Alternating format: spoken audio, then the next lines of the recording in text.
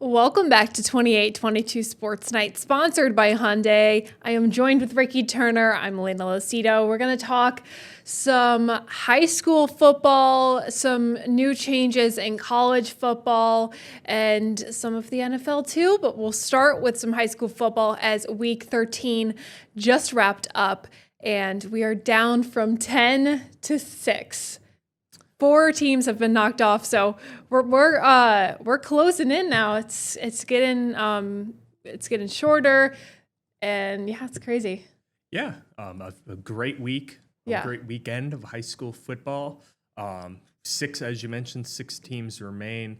I believe it was 13 teams that were still playing. Yeah, because you had the 2 state. I think we had the 2 state finals as well that had both teams in it, and then we had the 1 state playoff game. But yeah, it was just some great contests there. 2 undefeated teams still playing in North Pocono, and the other one is Shamokin. 2 big wins from them. 2 exciting games there. Shamokin winning in dominated fashion, and North Pocono going wire to wire with Bishop Shanahan. But yeah, it's hard to believe 6 teams. That's still, I think, a decent bit. I think that's a lot. It might be double the amount we had last year. I think we only had like 3, maybe 4 representing last year, but still 6 teams remaining now as we get into some teams with their first round of state playoffs, some teams getting into their second state playoff game. But yeah, it should be a fun and exciting week as we prepare for some of those games. But yeah, congratulations to those teams in what is looking like it's going to be another fun and exciting week of high school football. Yeah, and like you said, last year, I remember the weeks just getting shorter and shorter as far as the teams that were there. I think our Friday night football shows were a lot shorter at this point in the year. I think it was like 1 block or so of just a couple of highlights from 3 teams or so. But, now we still will have a pretty dense show packed. I know we have a lot of people going to a lot of different teams. We have our top 10, which we'll just go through really quickly. Number 1 is Shamokin. As Ricky mentioned, they are 13-0. And then again, we have North Pocono, which is 13-0 as well for the first time in school history, which is congratulations to them because they have just, been so dominant this year. And to break a school record like that it just says a lot about, Greg Dolan and the team that he's, built this year. Yeah, Greg Dolan. And again, I think we, to be honest here, I think we were a little shaky on North Pocono early. We didn't know exactly what we were getting, but, Bob-eyed over at Fox News there. Yeah. He was really, I think, high on this team and really was one of the first people to put them on our radar. And then going to some of those Lackawanna League meetings, they were pretty high on them as well, and rightfully so. They have not lost the game. They even beat one of the teams that is still on our list here in Scranton Prep, and what was a really exciting game towards the end of the year as well. But yeah, North Pocono, I think, is one of those great stories thus far. A great personality, a great coach in Greg Dolan, and they've just got all the talent in the world, and it really showed going toe to toe with one of the top premier programs in the state in Bishop Shanahan. And now they're gonna have another test ahead of them this week. But yeah, I mean, North Pocono's certainly, I think, been one of the more exciting stories so far this year, and to see them have one of the best years in school history and make it this far, I think is certainly an accomplishment and a testament to the players and the coaches that are on this team. Yeah, and you mentioned, too, the fact that we weren't really sure where to place them in our top 10 going into the season. They were our number 10 team because, like you said, Bob Ide just spoke so highly of them. And so, we felt like we had to put them in our top 10 because, you don't get that much praise from a team unless they're really talented and they have a lot of talent on their team. Obviously, a great coach, too. But to move from 10 to 2 in the postseason, I mean, and still be undefeated, break school record, that's super impressive. Number 3, we had on our team in our top 10 to begin with 2, but that's Southern Columbia. This team, again, we weren't sure how to place them, but they are just such a perennial powerhouse in NEPA, so many state championships. a Jim Roth, a coach that's decorated at that school. So, it seems shocking to see them still this far and still so racked up these many wins just because we weren't sure how they were going to be at the start of the season. But it's also not shocking to know that it's a team that's very familiar with making it far and even farther in the postseason. Yeah, and they knocked off, I think, in what was a shock to a lot of people. Maybe not that they won, but the manner in which they won, because this wasn't a Troy team that was limping into the postseason. No, I think both of them had the same record. They were both going into this game like it was going to be a tough contest. Troy, so far this year, showed no signs of weakness outside of a week one loss to a team that was out of our state and just across the New York border. But yeah, I mean, this Southern Columbia team started off shaky. We didn't know defensively just how good they were because they let up a lot of points. And I think the only team that really beat them was, if I'm not mistaken, was it Loyalsock Township? It was either Loyalsock Township or Bloomsburg that beat the Southern Columbia team. I believe that was it. And Southern Columbia, again, just a really talented school. You mentioned Jim Roth, the amount of state championships he won. And this was a team that last year that lost to Troy, and the series was tied 1-1. Because 2 years ago Southern Columbia beat them again. Last year Troy beat them. So this was going to be, I guess, one of the deciding factors was who was going to win this game, and it ends up being Southern Columbia, who wins 42-0 against a Troy team that was really just running through opponents and was one of the most powerful teams, I think, in their division. And Southern Columbia, I'm sure, is going to be looking to make another state playoff run as Jim Roth looks to add another notch to his belt and really secure what is looking to be, what they hope to be, another state title going forward. Yeah, and I just looked it up, but the team that they fell to was their first game of the season to Wyomissing. And Wyomissing just lost to Susquehanna Township. Yes, that was a big upset, I think. Yeah, it was. They beat Wyomissing 37-35, so really close game there. But to beat a team that, was finished 10-2 overall, you're not losing to a team that's not too good in the area. You're losing to a team early on that made it pretty far this season, but to, surpass them and get this far against a good Troy team who was coming off, I think, a really good win to Warrior Run, who was previously ranked on our top 10 too, is impressive. So Southern Columbia, again, they just continue to prove year in, year out how strong of a program they are. Number 4 is Lackawanna Trail. We have Steve Jervis. We love him here. Yes. I went to this game on Saturday, and Isaac Ryan. Can we just talk about that guy? He was okay. So they played Lion Mountain. Lion Mountain had a 14-0 lead. I think, if I'm not mistaken, I believe that Lackawanna Trail only had like 11 seconds of playing time in the first quarter. I could be wrong, but I'm pretty sure that's one of the reporters had said to me during that. It was really shocking, but Isaac Ryan was running all over the field. He plays on all 3 phases of the ball. He had an interception. I think he had 2 or 3 rushing touchdowns, and he also is their kicker. So this guy can just do it all.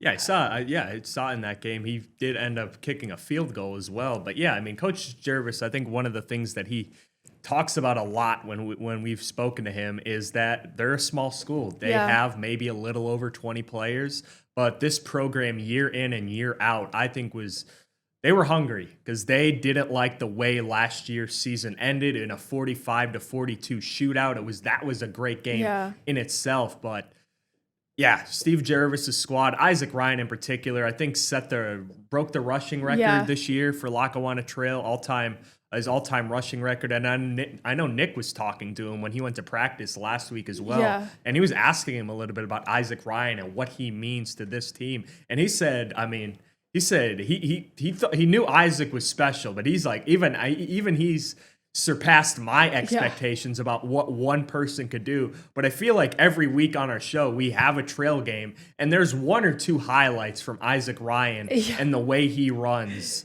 Just it's a pleasure to see him run in that wing T offense, because I think that scheme really employs all of his talents in what he could do game in and game out, because he just won't go down. This guy refuses to lose. This guy refuses to lay down. And I feel like every week, every team knows at this point in the season, you got to stop number 10 on trail. Number 10 in red is their guy. He's going to try and do everything for this offense. And game in and game out, there haven't really been many teams to really shut him down. And I think that's just what makes this team so special. The offensive linemen know as well. Nick was talking to them, one of the offensive linemen. They know that they have to block for 10, but they know if they miss an assignment, this is a guy who can, compromise for that and really take over a game. And although they may make a mistake or two, Isaac Ryan could flip a switch and have a play or two where he's one of those guys that one or two plays, you miss an assignment, he's going to take it the length of the football field. Yeah, definitely. And like you said, a lot of teams know this guy is going to run out. Like, they prepare to play this guy.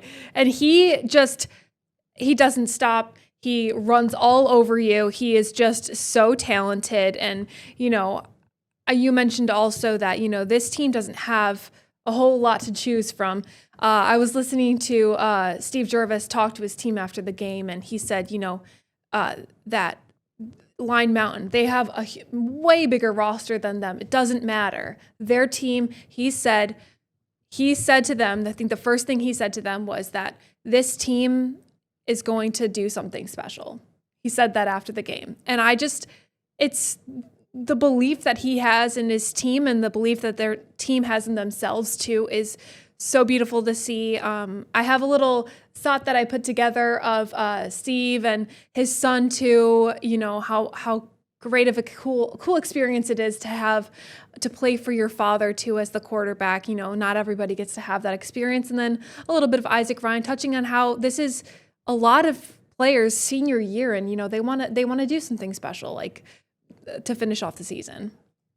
I just can't say enough about these guys. We knew, obviously, I know them very well. Tyler's, my son, and they're, so watching them at a young age play, like there's such a great group of kids. They play with such great chemistry. They play for each other. We want to thank our community, all that our community does for us. Like, these guys get that stuff, and they play hard. My dad, I love him to death. He's the best father anyone could ever ask for, and just think about how this is going to be my last year playing for him. Just leaving it all on the field, knowing that after these 3 weeks, or maybe next week or week after that, who knows where it's going to go. We're going to play some really great teams on the road, but knowing that it's my last year playing for him, it just makes the whole thing a little more special. It's gotten to a point now where there's no fear. Just leave it all on the field. If we're going to end up losing the game, we should be going off on stretches, just putting everything out on the field. Just putting everything out there and just keep playing every play like it's our last play, because for us seniors, there's a chance it could be. So just playing absolute balls to the walls the whole time. Yeah, we've been playing with each other since we were in junior football. So, now that it's our senior year and we only have one shot left, so we're going to do it. But, it motivates us to play the best of our ability, because every play could be the last. Yeah, and it was also really cool because at that game, it was Tyler Jervis, his dad, Steve Jervis, as the coach, and then his grandfather was there too. So to see the 3 generations of Jervises on the field was cool. And, it's just, and he talked about his mom too. His mom, does a lot of things. He says that she cuts up fruit for them during halftime, and they're just such a close-knit group. And he really said that football brings his family together and brings the team together. It's just such a family-oriented, important thing for his team, or his family too. And then we have Williams Valley at number 5, who upset our previous number 1 all year from preseason up until week 13, going into week 13 was Schuylkill Haven. And, Ricky, I'll have you talk on this a little bit, but there seems to be a pattern going on with Williams Valley and Schuylkill Haven. Yes, this is the 3rd year in a row, and I know Mike Farr if he's watching, is not happy about this. Yeah. This is the third year in a row that Schuylkill Haven has won the regular season contest between these two teams, and Williams Valley has won the postseason contest, has won the district title. And it's really, it must be frustrating for a team like Schuylkill Haven, but Williams Valley was down in this game. It was really, I think it was 24-7 at one time in this game where Schuylkill Haven was winning. They were up in this game, and I think it was a flip right before halftime. It was a fake punt, I believe, by Williams Valley, a 61-yard fake punt that really turned the tide of this game, and you really saw the switch flip from Schuylkill Haven having all this momentum, as you're watching on your screen right here, this fake punt pass that really turned the tide of this game and gave Williams Valley some momentum, and Williams Valley ultimately comes back and wins this game. And this was a team that we have been raving about all year in Schuylkill Haven, with three really, really good running backs, a really, really good offensive line, and that was just dominating teams. They beat Williams Valley up pretty good in the regular season as well. But I really have no word. This Williams Valley team, I mean, they showed some heart and they powered through. And that fake punt pass couldn't have come at a better time to switch the tide of this game, and really was probably the turning point in what Williams Valley was trying to do and getting some of that momentum back. And that's what you need when you're down big in these games.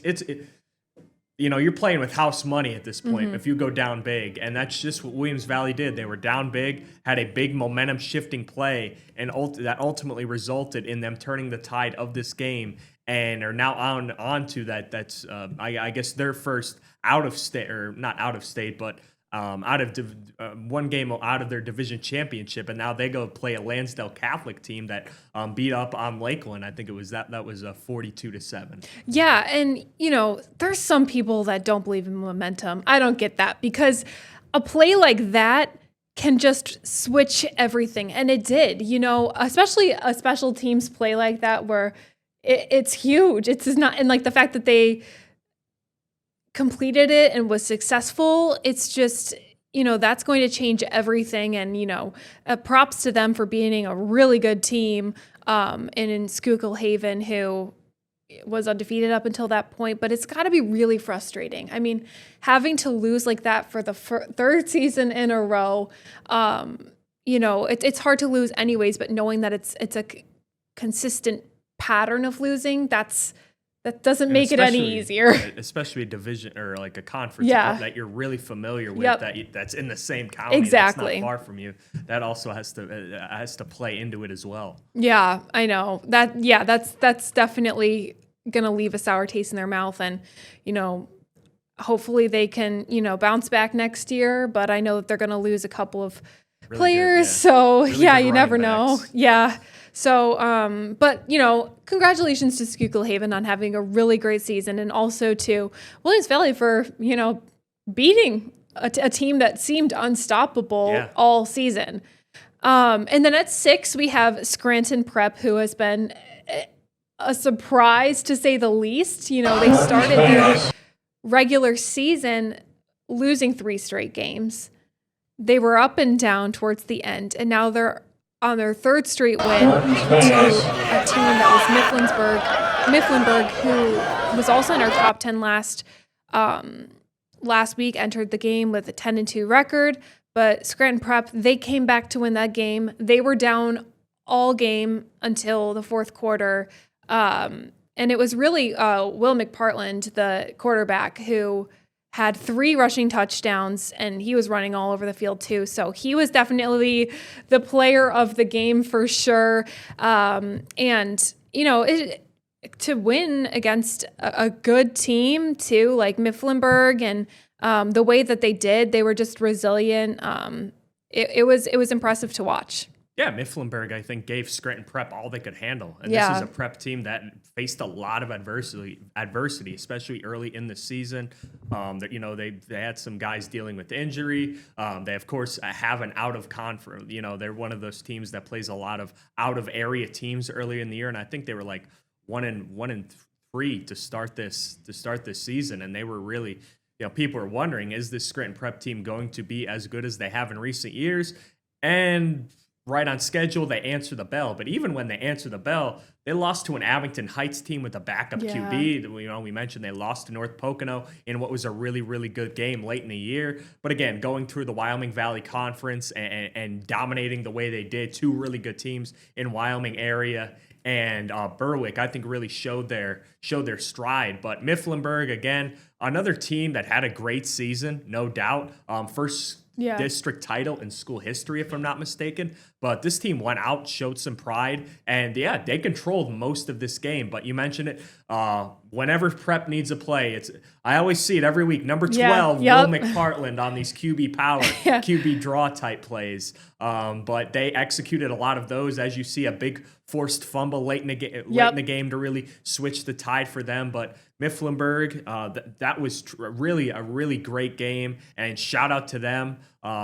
They really did give Prep all they could handle, but in the end, Will McPartland, number 12, getting Prep to the second round of states, as they're now going to face a familiar foe, I would say, in Northwestern Lehigh, who we've seen play a lot of teams in our area on the southern tier this year. And let's just say things have not gone in their favor, and Prep is very familiar with them from the past as well. So we'll see what happens when these two face off on Friday too.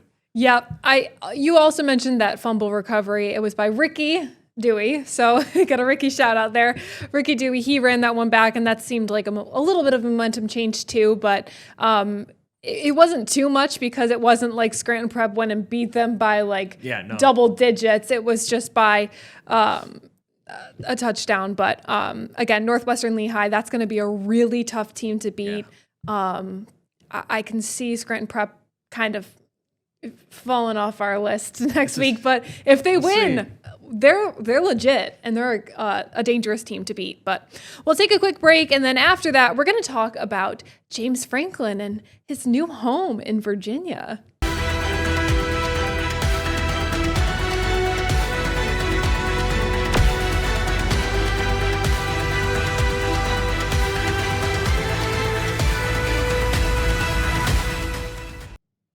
Okay, so after weeks and weeks and weeks of speculation, rumors, all of that, it was finally announced today that James Franklin and Virginia Tech are finalizing a deal to make him their new football head coach, which is a big deal. I believe he will be starting immediately once he is hired with the Hokies. So, this is a big step for him as far as, finding a new home after a place that he's been at for over 12 years. And,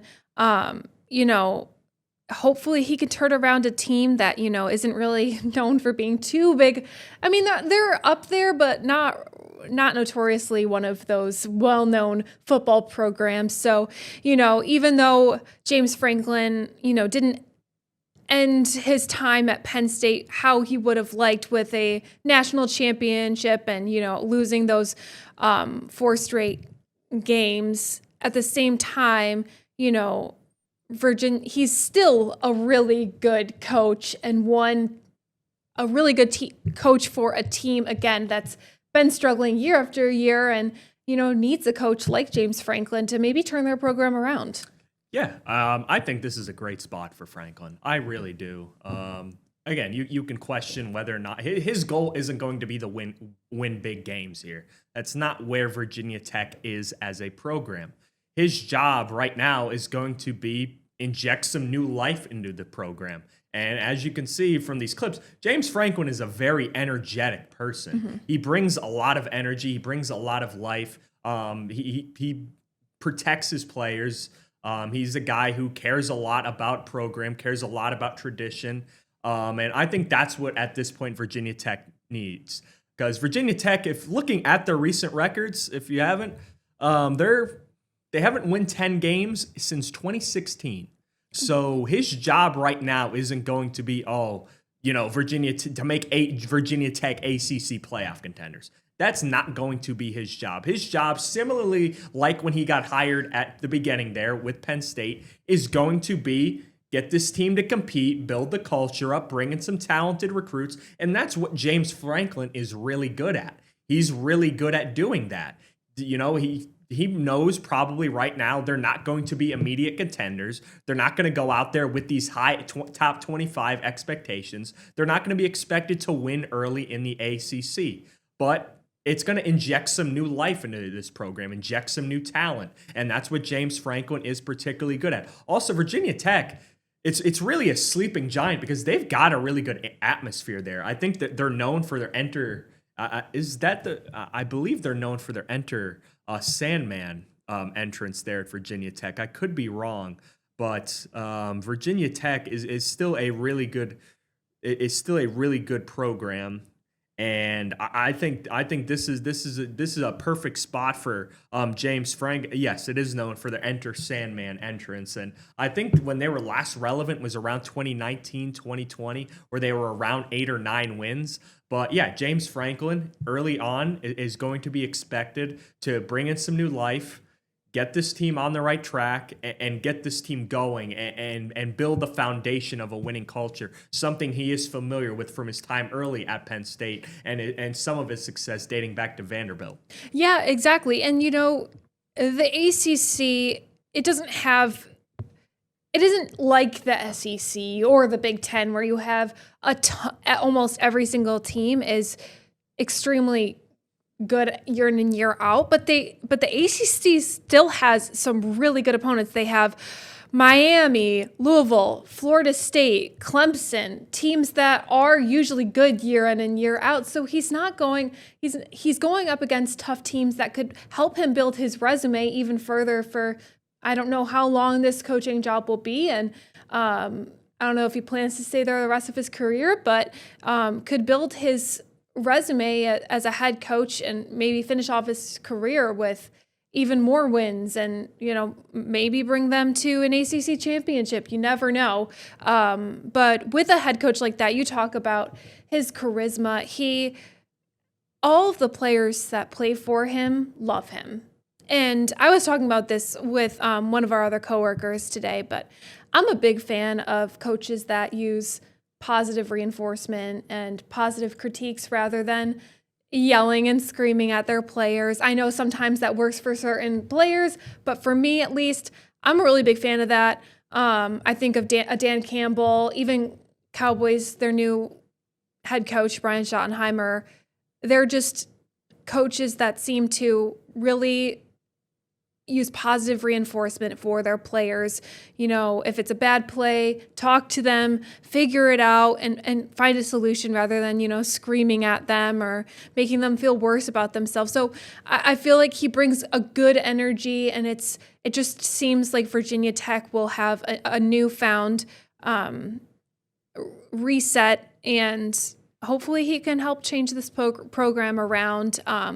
But Penn State, you know, in the meantime, they just won their first game against Michigan State for the first time since September. So that was good. And against a Michigan State team who we were talking about with the Land Grant Trophy, it's somewhat of a rivalry. So to win their first, and it was a team that also we were talking about had very similar parallels to them as far as, you know, both going in with 3-6 records, both winless in the Big Ten, both really struggling finding out quarterback situations, but you know, back up with Ethan Grunkemeyer, and then them kind of unsure about their quarterback position.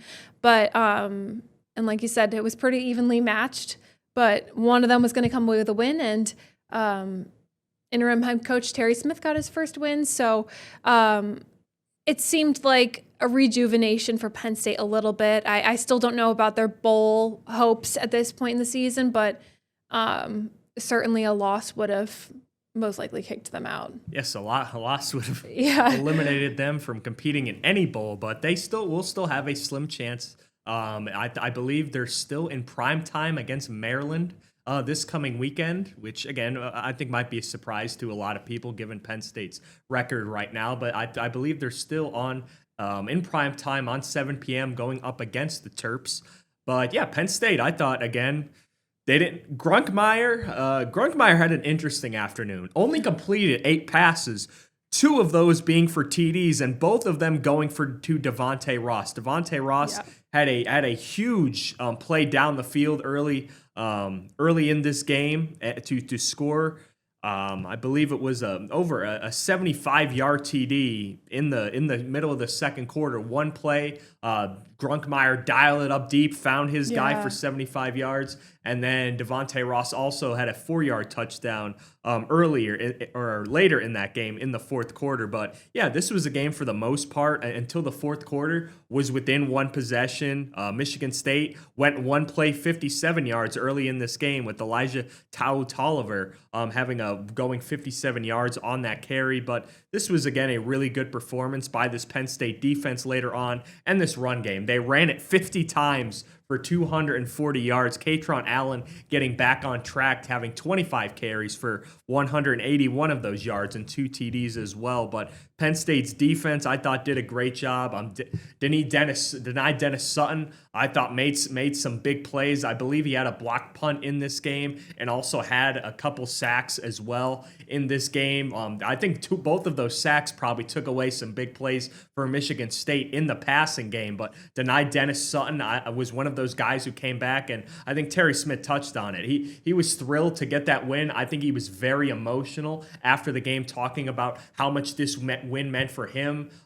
Him coming from Aliquippa, PA, his dad graduating from Penn State, and this win, I think, just meant a lot and validated that, hey, I deserve to be here, and I'm just so happy that I could give back to this program. Although, many view this as a lost season, this is a big opportunity for Terry Smith, and it seems like the players around him share that experience and are still putting their best foot forward and competing for this blue and white program that has meant a lot to so many of them. Yeah, and he had said in one of his press conferences, being an interim head coach is kind of the equivalent of being a substitute teacher. Yeah.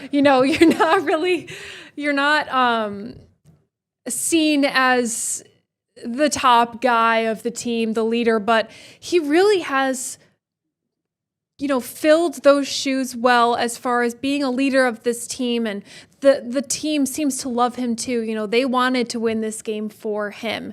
And after the game, Terry Smith said, it feels good to finally, win a game on our terms, kneel a game out, because so many of these games have been down to the very end. Even that Indiana game too, against that, it was Indiana, Iowa, Iowa State, yes, and then just plays that were going down until pretty much the final end. But for them to dominate, have a 14-0 unanswered in the fourth quarter and kneel it out to finish the game. It's like a breath of fresh air and a sigh of relief almost for that team. They know how to win games now. They just got to continue it and, hopefully make a bowl game out of it. You never know, especially out of this year. To have a bowl game kind of feels like would be really nice for the team, coming in number 2 and then having all this chaos with losing all of those games, firing James Franklin. It would just seem like a nice end to their story this season to at least even play in a bowl game. Yeah, and I mean, I'm sure this is a step in the right direction as you see Penn State celebrating with that land-grant trophy right now. As again, 75-pound.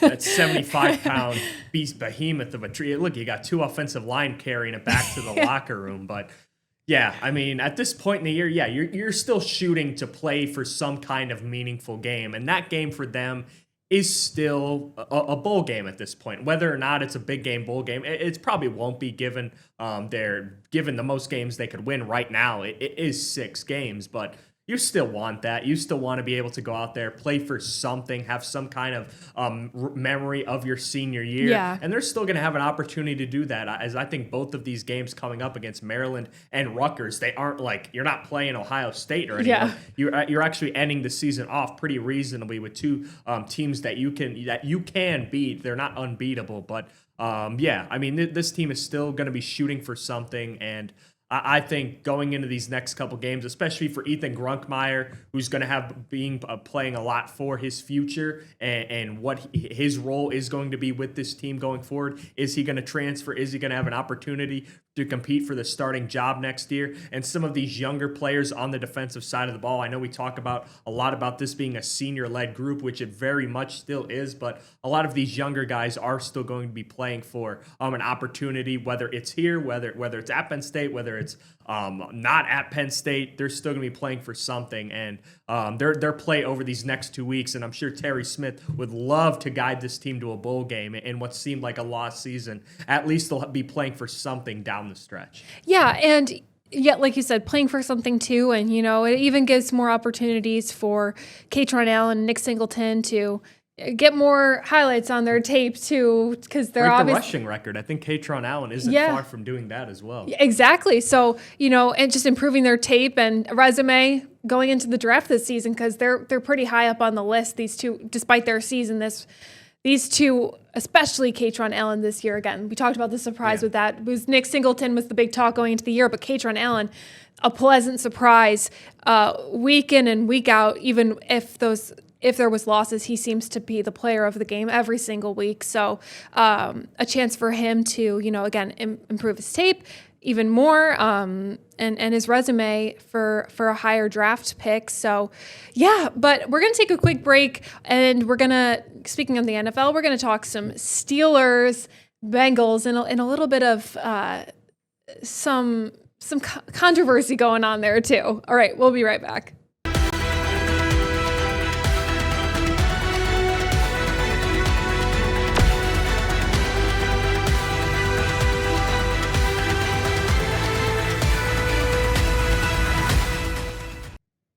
Okay, we're going to touch on the Steelers-Bengals game. We're going to go more in depth into, the game itself. But first off, let's just talk about the whole Ja'Marr Chase, Jalen Ramsey situation. Ja'Marr Chase, it was announced today by Adam Scheffler.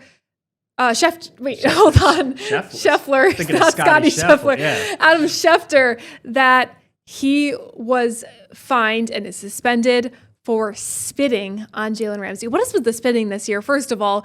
Also, it was clearly a spit. You could see it. Ja'Marr Chase tried to deny it, but, you could clearly see it up front. It was so disrespectful. I think that is one of the biggest signs of disrespect. And obviously, the NFL and the league has been cracking down on, sportsmanship and being a good player, just as a person too, and they're not going to tolerate that. So I'm glad that they fined him and suspended him, because that you can't tolerate that. No, and Jalen Ramsey sort of doubled down on that after the game. He was asked what happened, and he said he said they were going back and forth, and he got spit on. And at that point, it's not about football. It's sort of just defending yourself and defending and garnering some respect, because again, that's one of the most that's one of the most disrespectful actions that you could do, not only in a football game, but in real life. You can't do that. That's not how that works. And Cam Hayward and a lot of these players came to his defense. Cam Hayward, who is, I think, upset at the moment, because he was probably wondering, why did my teammates just lose their lid? We sort of, we need you back there. But I think after the game, talking to him and after finding out a little bit more about what happened, he realized, that's not okay. You can't spit on someone. And I'm with Jalen Ramsey there. I was upset at the time not knowing what happened, but, it comes out a little bit later. One of the reporters on the sideline did clearly, you could clearly see the spit coming out of his mouth. And now that not only costs him for the duration, not only costs him some money, but it's also a team that was planning on having Joe Burrow return, who was fighting back and doing everything he could to return within the next, 10 days, 11 days to return by Thanksgiving. But now you're sitting at 3-7 in what is basically a must-win game next week against the New England Patriots. And now you're not going to be, now they're without their top weapon because of a selfish action. And, I think Jamar Chase was really frustrated. These two were going at it back and forth. It started with a hit early in the game from Jalen Ramsey after an incomplete pass, and then sort of carried on into some short yardage scenarios later in that third quarter. And Chase was held to, I think, 3 receptions for 30 yards after torching this team for 16 receptions for like 160 or something in a game earlier this year. But yeah, I mean, you can't do that. And now that I know the full context of it, that is well deserved. And you mentioned the NFL is cracking down. We saw an incident with Jalen Carter earlier this year. I think it was wasn't that on the first play of the game? Oh, it was before the game, like basically even started. Dak, and he touched on this too. He didn't want to spit on his offensive lineman, so he spit ahead. Looked like he spit at him, but instead, he decided to take it and spit on Dak instead, and it was before like the game even started. So that happened, and then it's just been a whole thing this season. But the NFL is not going to tolerate that. And Jalen Ramsey, we'll play a stop from him in just a second. Basically, his whole explanation of what went on that whole game, but he touched on the fact that he's all for trash talk. Yeah, very well. It very much is. It's fun. It's fun banter. When you're playing football, you're going against one player basically this whole game. It's fun to have trash talk, but when you take it that far, it's unacceptable and it's not okay. So I'll play something from we'll play something from Jalen Ramsey and then Cam Hayward too. But Jalen Ramsey, he just explains what went down the entire game with him, and then what happened with him spitting on him, and just how it drew the line for him. So we'll play that right now.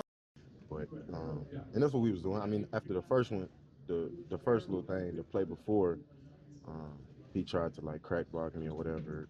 I got up off that, and then we got up talking shit or whatever, and he snatched my mouthpiece off my face mask, and that's when I pushed his face mask, and then whatever. That was just a little scuffle. But the refs told us right there, like, hey, y'all chill, no more of this. Cool, so, I'm knowing, like, all right, just talk, let's keep it clean so, everybody's staying there, whatever. The next play, same we was talking for which I'm cool with. And then, as soon as he spit, it was bad. I ain't gonna tolerate that part of it, so. I'm sure the NFL they'll do their due diligence. They got 100 cameras out there. They can investigate. They can see everything. I just told y'all it's facts.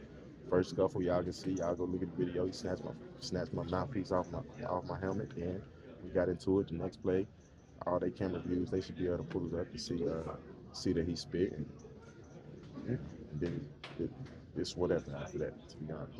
2 competitors, but one guy took it too far. Our guy got penalized, but if you're going to spit on a guy, you don't belong in the game. And hopefully the NFL handles it because, we all try to calm Jalen down, but if a man spits on you, that's a different reaction than you should ever have to deal with in a game.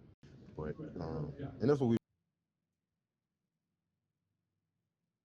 Yeah, so just those two, Jalen Ramsey, a good explanation of just how the whole situation went down and how it escalated to that. But again, where that draws the line, and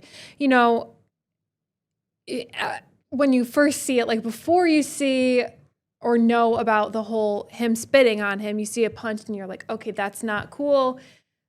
He gets ejected. You're like, okay, that's fair. But when you see the fact that he spit on him, I mean, I'm glad the NFL again did something about it, because you can't tolerate that. I'm trying to find how much he was suspended for. Okay. Jamar Chase, 1 game suspension will cost him a weekly paycheck of $448,333. That's a big check, along with a $58,823 per game active bonus. And he will now be forfeiting. So you can't do that. I'm glad they cut down on that too, because it's just, there's no way you can get away with that. No, it's just not part of the game at that point. And, like Cam Hayward says, they were trying to calm him down. But at that point, it doesn't become about the game. It becomes about protecting your manhood. And that's what Jalen Ramsey tried to do. And again, Jalen Ramsey, he is a known trash talker. He is not afraid to mix it up. He's not afraid to play physical. And he plays to and sometimes after the whistle. That is the type of player Jalen Ramsey is. That's part of why they brought him in, to sort of embody this Steeler culture. And he's sort of been ingratiated into that. And he's sort of become a fan favorite. And, you know, again, at the time, was I mad? Yeah. But again, after seeing the replay, I don't blame him. I mean, you can't let that. You can't let something like that happen. But again, going forward, you know, if a play, I mean, like Jalen Ramsey said, the NFL's got cameras everywhere. Yeah. And if they're going to throw someone out for something like in between the play, I would like to see the whole thing that happened, because I think, you know, if they look at the whole thing that happened, maybe they still end up throwing out Jalen Ramsey, but Jamar Chase is definitely not in the game either. Now, again, it'll result in him forfeiting this game's paycheck as well, but you know, just a thought. But, you know, obviously now as a team, you have to move forward, get ready for the Cincinnati Bengals. But yeah, I don't really blame Jalen Ramsey for getting mad and, you know, losing his cool in that moment because of what happened.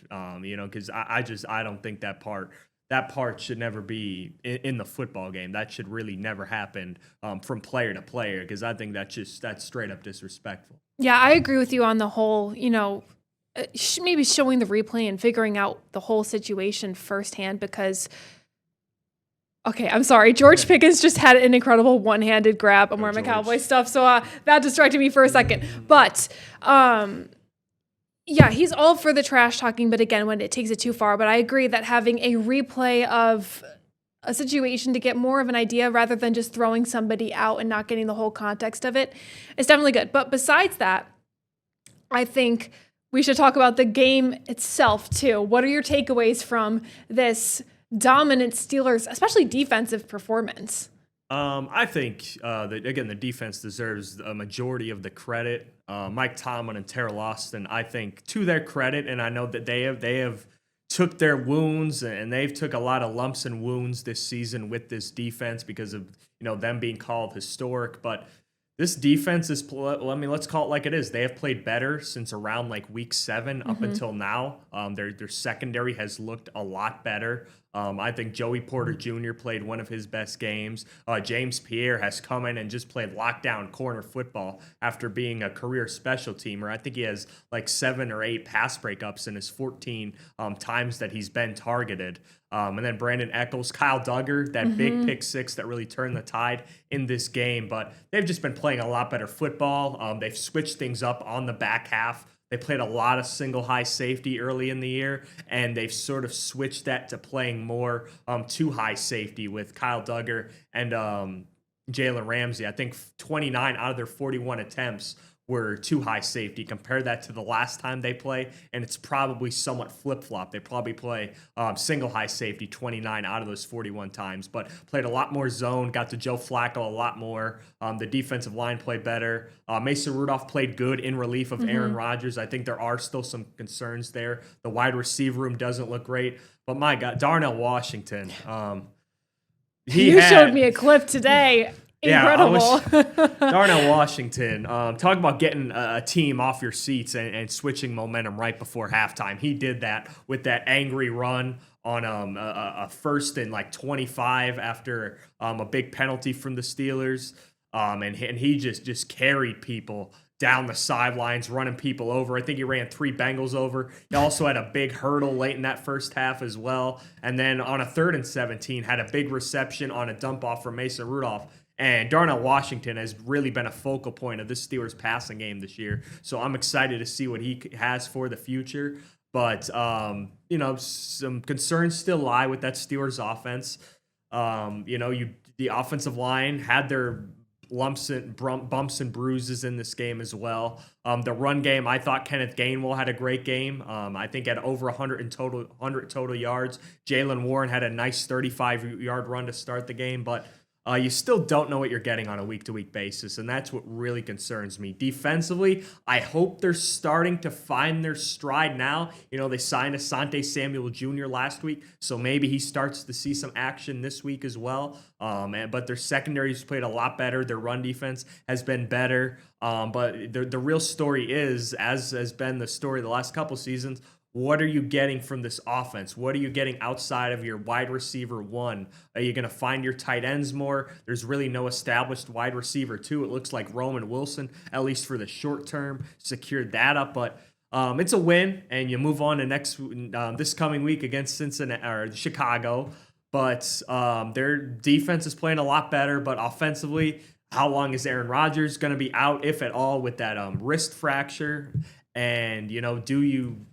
How much is Mason Rudolph in this offense going to give you going forward? So I'm feeling good overall, but I want to know on a consistent basis what is this team, because I feel like we're still wondering that, and that's not a good sign as we get into the latter part of the year with some teams, including the Steelers, making a push for the playoffs. Yeah, and you got some tougher opponents this latter half of the year with. The Bears haven't been playing too bad. They are surprised, like they're on and off. You never really know what to expect of them. They don't show. I feel like they don't play their best football until the fourth quarter. Exactly, it's so true. So I feel like the Steelers defense could put up a good game against them. I see the Steelers winning against the Bears, but then they play the Bills, then the Ravens, who they got Lamar Jackson back. They're doing a little bit better there. The Lions. The Browns, a divisional opponent, and then the Ravens again. So, a tough latter half of the year. So hopefully that they can kind of figure their offense on wide receivers, but Steelers defense has been performing really well. Yeah, and that's what they're going to need. That's what they expected going into this year. For them to be successful, for them to get a playoff win, this defense needs to play well. This offense can't carry them. This offense was playing a better early in the year, but Aaron Rodgers seems a little bit more skittish in the pocket. The passing game isn't there, and the run game, you don't know what you're getting on a consistent basis. So we'll see what happens going forward. But I'm at least happy for the short term. But again, I'm hoping for this team to finally beat a good team this week in the Chicago Bears. Yep, and as we know, defense wins games. So we'll check in on them next week, probably talk a little bit about them later in the week as well. But that's it for tonight's episode. Thank you so much for tuning in. We will see you back here tomorrow at 8.